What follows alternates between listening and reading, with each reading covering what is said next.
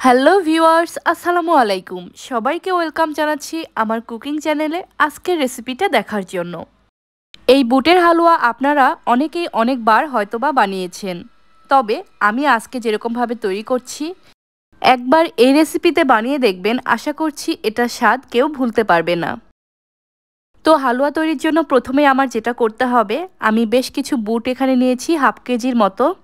এই বুটটাকে পানিতে ভিজিয়ে রাখবো 5-6 ঘন্টার মতো। 5-6 ঘন্টা ভিজিয়ে রাখার পর এটা ফুলে কিন্তু ডাবল হয়ে যাবে। আর বুটটা ভিজিয়ে রাখার একটাই কারণ, এটা সেদ্ধ হতে সময়টা কম লাগবে। আর যদি ভিজিয়ে না রেখে আপনারা সেদ্ধ করে নেন, সেক্ষেত্রে সেদ্ধ হতে প্রচুর সময় লাগবে। আমি একটা প্রেসার কুকারে ডালগুলো ধুয়ে উঠিয়ে দিলাম, আর পানির পরিমাণটা দেব ডাল থেকে ঠিক 4 ইঞ্চি ওপর পর্যন্ত। এবার ঢাকনাটা ভালো মতো লাগিয়ে চুলায় বসিয়ে দেব, আর ততক্ষণ পর্যন্ত জাল করব যতক্ষণ পর্যন্ত না 4টা হুইসেল হচ্ছে। 3 থেকে 4টা হুইসেল হলেই ডালটা ভালো মতো সেদ্ধ হয়ে যাবে।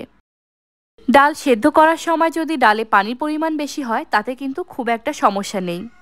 তবে ডালে পানির পরিমাণ কম হলে অনেক ক্ষেত্রে ডাল সেদ্ধ করার সময় পুড়ে যেতে পারে। এবার হ্যান্ড ব্লেন্ডার ব্যবহার করে ডালগুলোকে মিহি করে ব্লেন্ড করে নেব। ডাল সেদ্ধ করার সময় যেই পানিটা ব্যবহার করেছিলাম, সেই পানির এক টুকরো কিন্তু আমি ফেলে দেব না। আমি ডালগুলো ঠিক এরকম মিহি করে ব্লেন্ড করেছি। চলে যাব রান্নায়। কড়াই আমি দিয়ে দেব 2 টেবিল চামচ পরিমাণে ঘি। গরম মশলার মধ্যে দিয়ে দেব 4 টুকরো দারচিনি আর 4-5টার মতো এলাচ। ঘিয়ে মশলাগুলোকে একটু ভেজে নেব। তারপর এখানে অ্যাড করে দেব ব্লেন্ড করে রাখা ডালগুলো। আপনারা ব্লেন্ডার জগ অথবা পাটায় বেটেও কিন্তু ব্লেন্ড করে নিতে পারবেন। সবথেকে সুবিধা আমার কাছে লাগে হ্যান্ড ব্লেন্ডার ব্যবহার করে ব্লেন্ড করতে। চিনি দিয়ে দেব 2 কাপ পরিমাণে। চিনিগুলো অ্যাড করার পর যখন গলে যাবে, তখন ডালগুলো অনেকটা নরম হয়ে আসবে। জালে জালে চিনির এই পানিগুলোকে শুকিয়ে নেব। হাফ কেজি বুটের ডালে আমার লেগেছে 2 কাপ পরিমাণে চিনি। তবে চিনিটা আপনারা আপনাদের পছন্দ মতো বাড়িয়ে অথবা কমিয়ে ব্যবহার করে নেবেন। এবার আমি এখানে অ্যাড করব লিকুইড মিল্ক। লিকুইড মিল্ক ব্যবহার করেছি 250 মিলি পরিমাণে। অবশ্যই যখন দুধটা অ্যাড করবেন, তখন দুধটাকে গরম করে নিতে হবে।